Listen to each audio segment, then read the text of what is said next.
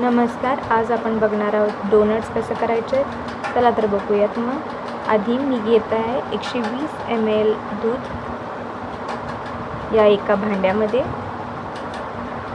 त्याच्यामध्ये आपण साखर घालायची 30 ग्राम,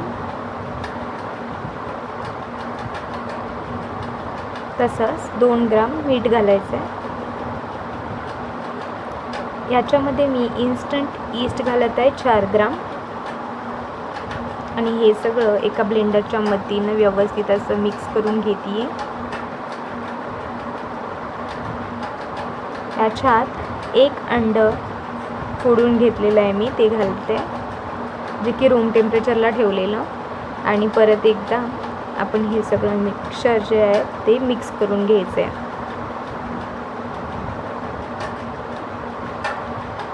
याच्यामध्ये मी मैदा घालत आहे 300 ग्राम.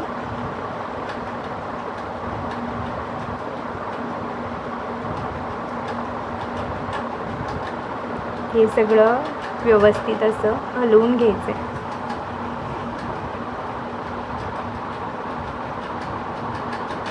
अशा पद्धतीनं तुम्ही बघू शकता.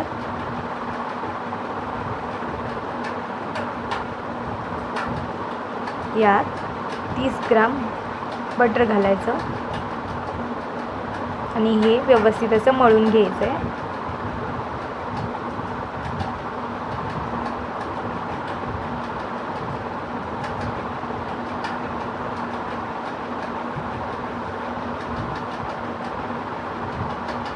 व्यवस्थित असं मिक्स होण्यासाठी आपण मळून घ्यायचं आहे, हे जेणेकरून याचा एक सॉफ्ट डो तयार झाला पाहिजे.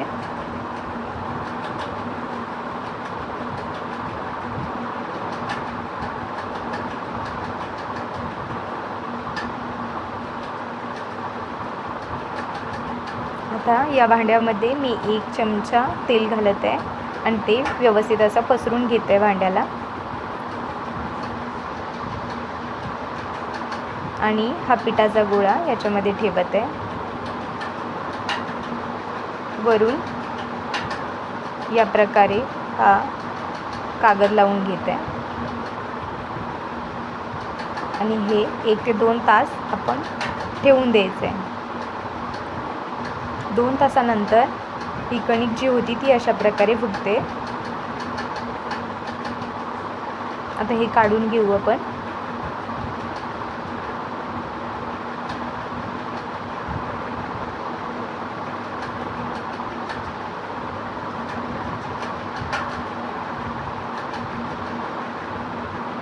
आणि ही सगळी व्यवस्थित अशी आपण कट करून घ्यायची आहे समान भागामध्ये.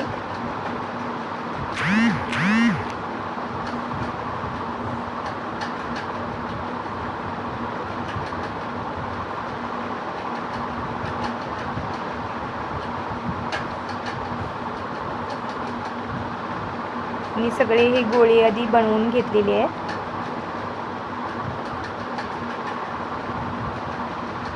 अशा प्रकारे या कुकी कटर, बिस्किटचा जो कटर आपण म्हणतो त्याच्याप्रमाणे त्याला होल पाडून घ्यायचं आणि हे जे मेंदू वड्यासारखा आकार देऊन घेतला आपण, तो प्रत्येकी आकार हा एका बटर पेपरवरती ठेवून द्यायचा.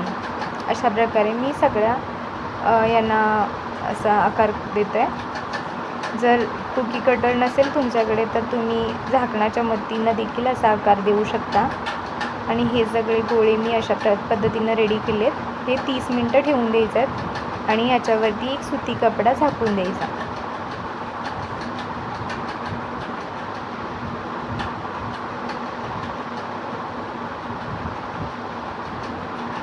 आता कढई गरम करून घ्यायची आहे, मंद आचेवरती ठेवायची आहे.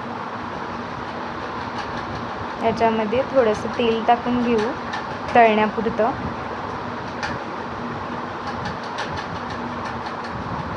आणि एक एक करून हे डोनट्स आपण याच्यामध्ये टाकून घ्यायचे आहेत.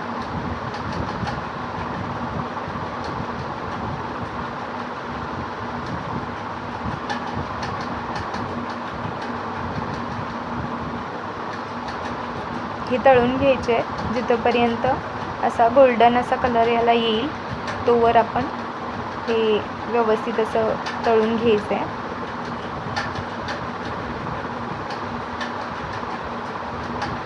तुम्ही बघू शकता.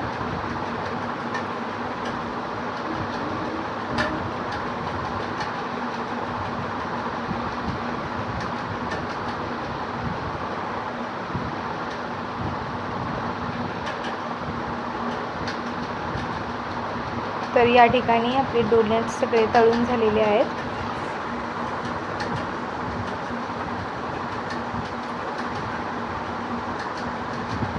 आता थोडीशी साखर घ्यायची आहे आणि त्या साखरेच्या मध्ये बारीक साखर करून घेत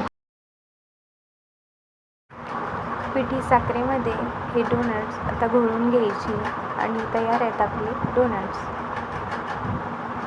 अशा प्रकारे करून घ्यायचे. चला तर मग या खायला